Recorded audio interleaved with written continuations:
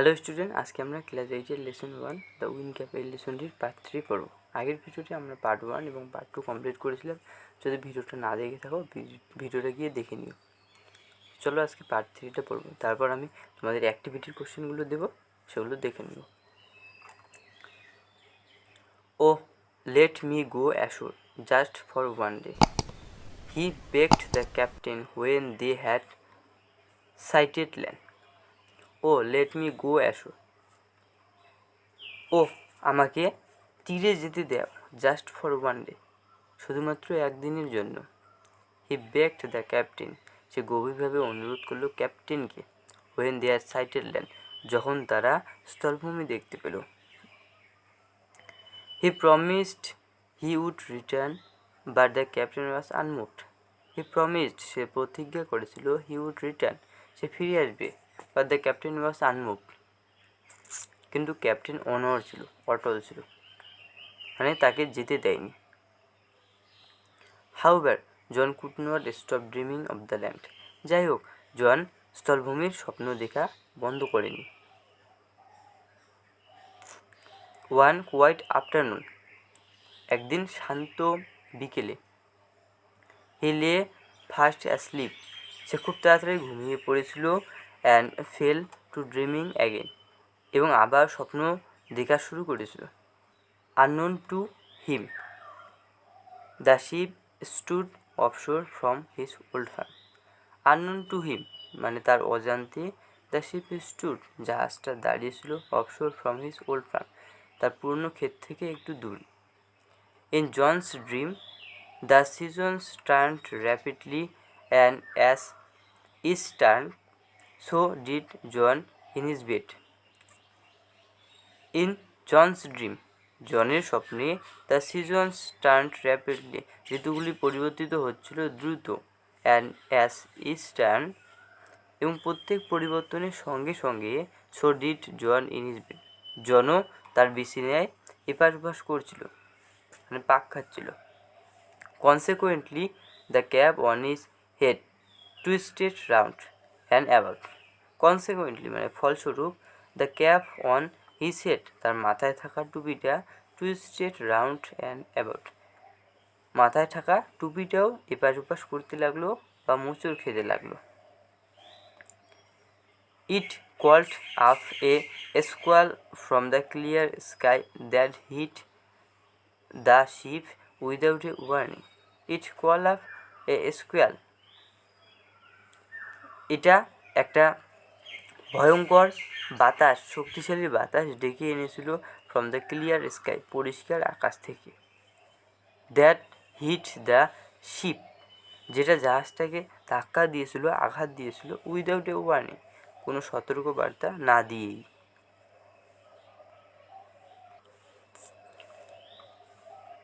The wind had been whirling about the boat, tearing the sails and snapping the spars. The wind had been whirling about the boat. এই শক্তিশালী বাতাসটা বোটটির চারপাশে জোরে শব্দ করে ঘুরতে লাগলো। টিয়ারিং দ্য সেলস, জাহাজের পালগুলোকে ছিঁড়ে দিচ্ছিল। অ্যান্ড স্ন্যাপিং দ্য সার্ভস, এবং জাহাজের মাস্তুল দণ্ডটিকে জোরে জোরে জোর শব্দে আঘাত দিচ্ছিল। মাস্তুল দণ্ড মানে যেটা সাহায্যে পালগুলো লাগানো থাকে, দাঁড় করানো থাকে।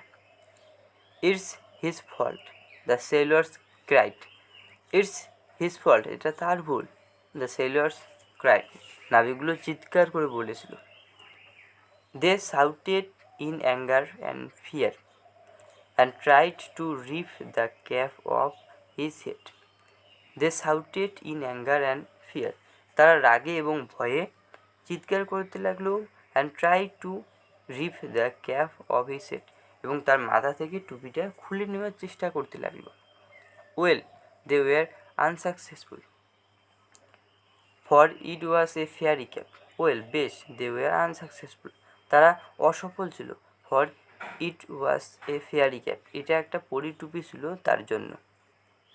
দে পুলড ইট অ্যান্ড টুইস্টেড ইট, তারা এটাকে টানতে লাগলো এবং মোচড় দিতে লাগলো।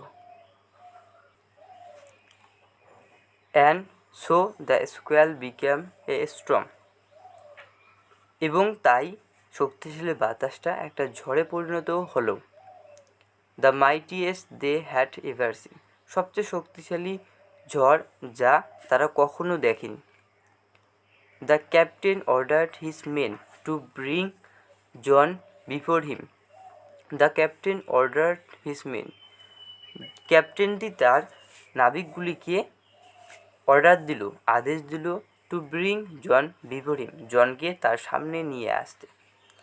In anger he grabbed him by the tail of his stripe cap, twisted him thrice and flung him out to the C. In anger, রাগে, হি গ্র্যাবড হিম, সে মুঠো করে ধরেছিল জনকে, by the tail of his stripe cap, তার ডোরাকাটা টুপিটার লেজ ধরে, মানে টুপিটার যে উপরে একটু বাড়া থাকে ওটা ধরে, তার মানে লেজটা ধরে। টুইস্টেড হিম থ্রাইস, তাকে 3বার ঘুরিয়েছিল। Flung him out to the sea, তাকে সমুদ্রের মধ্যে ছুঁড়ে ফেলে দিয়েছিল। But the winds called up by the cap spun the ship 3 times around.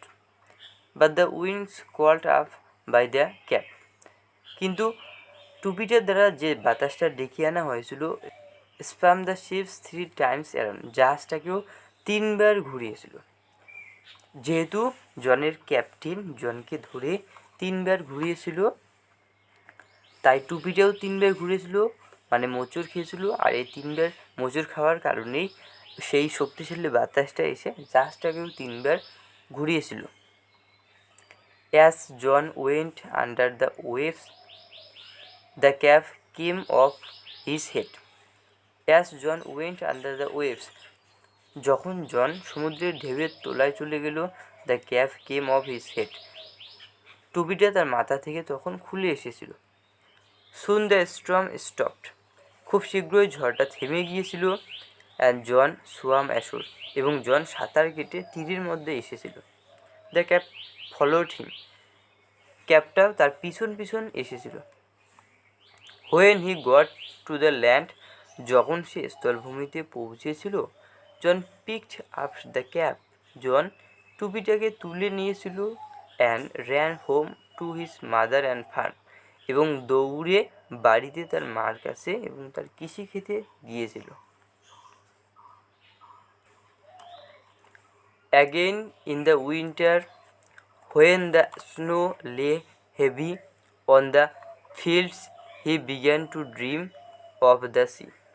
Again in the winter, পরের বার আবার শীতের সময়, when the snow lay heavy on the fields, যখন মাঠটা বরফ দিয়ে ঢাকা থাকে, he began to dream of the sea, সে আবার সমুদ্রের স্বপ্ন দেখা শুরু করে। জন went to the wardrobe, got out the fairy cap, and stared at it for a long moment. John went to the wardrobe, জন আলমারির কাছে গিয়েছিল।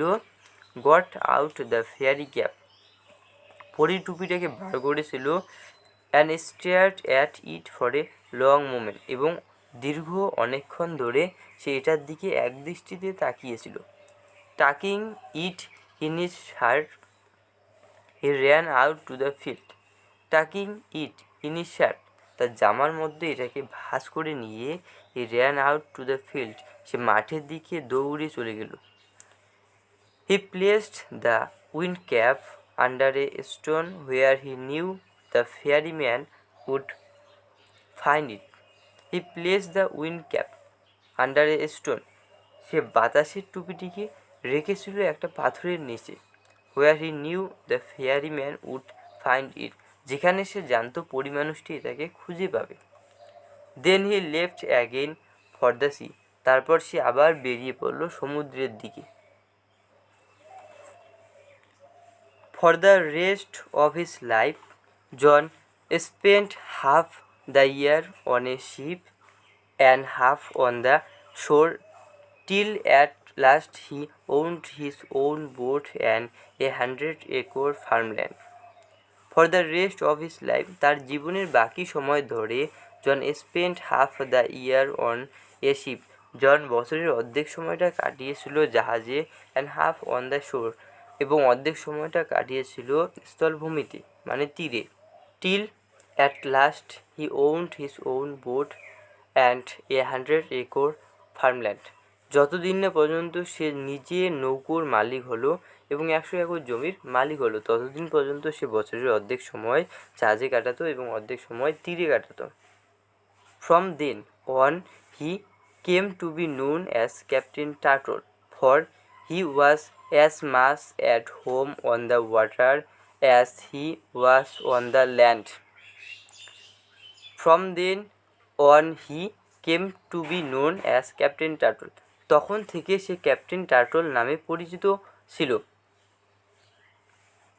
For he was as much at home on the water as he was on the land, যেহেতু সে যতটা সময় জলের মধ্যে থাকতো ঠিক ততটা সময় স্থলভূমির মধ্যেও থাকতো, এই কারণেই সে ক্যাপ্টেন টার্টল নামে পরিচিত হয়েছিল।